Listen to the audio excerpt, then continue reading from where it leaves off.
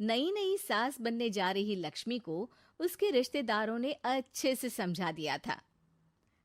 दीदी देखो, सास बनना आसान नहीं है।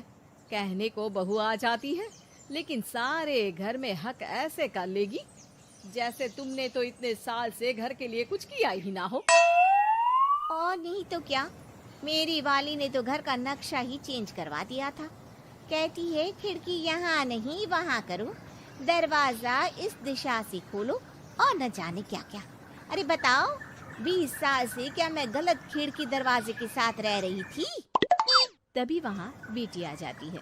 हाँ माँ, और पक्का भाभी आने के बाद तो मेरा हाल बुरा ही होना है। तुम हर बात पर मुझे इग्नोर करोगी। हे भगवान, इतना सब कुछ होता है बहू के आ जाने पर, मुझे तो पता ही नहीं था।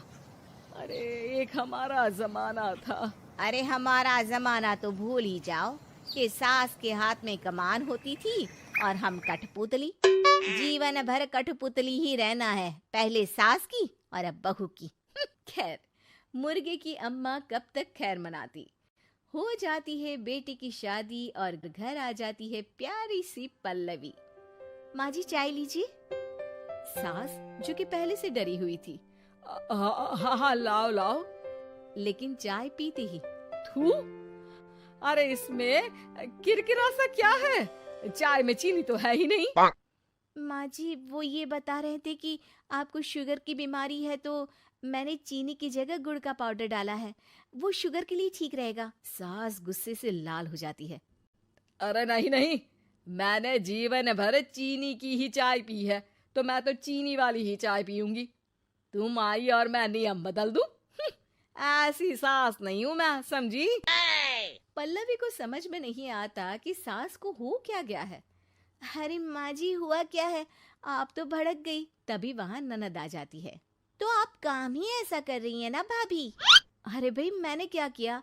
शुगर के पेशेंट को चीनी नहीं पीनी चाहिए, तो मैंने चाय में चीनी नहीं डाली। इसमें मुझे तो नहीं लगता कि मैंने कुछ गलत किया। भाभी पहली बात ये कि जबान चलाने की जरूरत नहीं है, क्योंकि हम लोगों को भी बोलना आता है। बाकी आपका क्या मतलब है कि हम लोग माँ का ख्याल नहीं रखते हैं? आपको ही सारी साइंस की नॉलेज है। पल्लवी समझ जाती है कि इन लोगों के दिमाग में बहू को लेकर धारणा गलत ही है, इसलिए वो बिना कुछ बोले वहां से चली जाती है। थोड़े दिनों बाद जब पल्लवी ड्राइंग रूम के पर्दे बदल रही थी, पंछी पन्नू उड़ती फिरूं मस्त गगन में, आज मैं आजाद हूँ दुनिया के चमन में।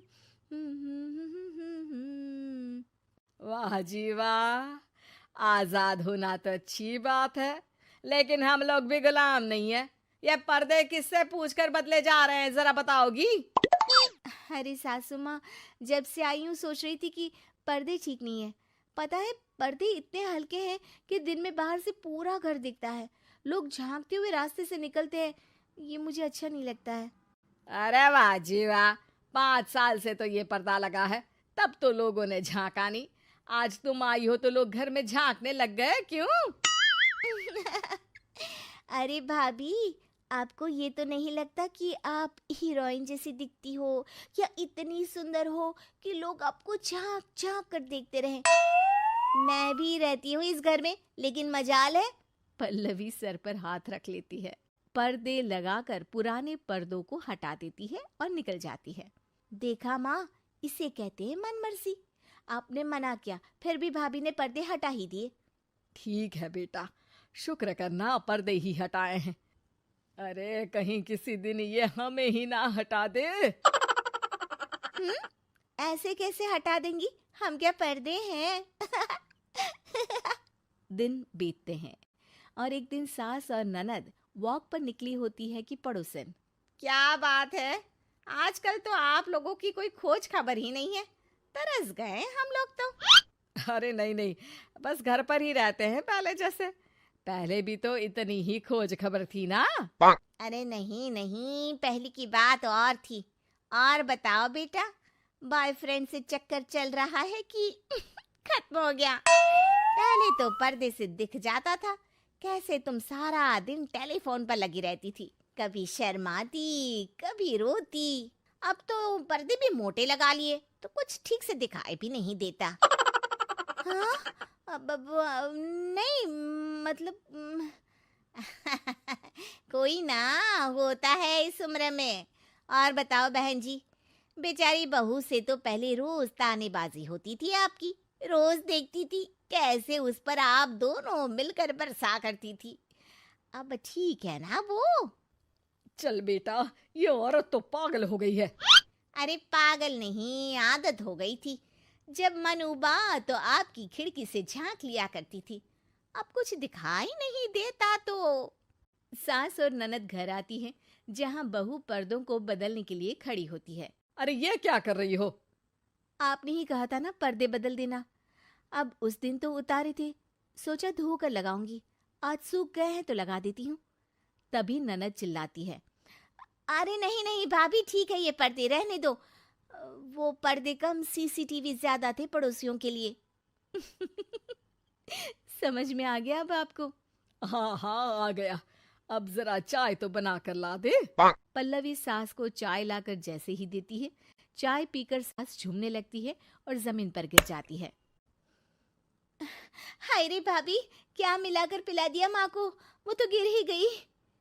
तभी बेटा डॉक्टर लेकर आता है। चेकअप के बाद डॉक्टर कहते हैं, ओ माय गॉड, इनका तो शुगर लेवल बहुत बढ़ गया है। क्या ये चीनी खाती है? हाँ डॉक्टर साहब, मैंने कई बार इनको चीनी की चाय और मीठा के लिए मना किया, लेकिन ये मानती ही नहीं।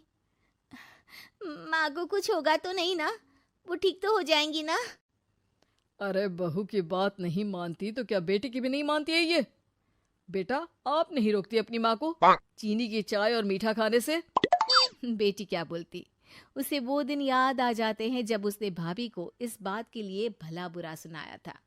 डॉक्टर के जाने के बाद, भाभी मुझे माफ कर दो। लोगों के कहने में आकर हम लोगों ने आपसे बहुत बुरा व्यवहार किया, जबकि ससुराल वालों को ये समझना चाहिए कि घर बहू का भी होता है।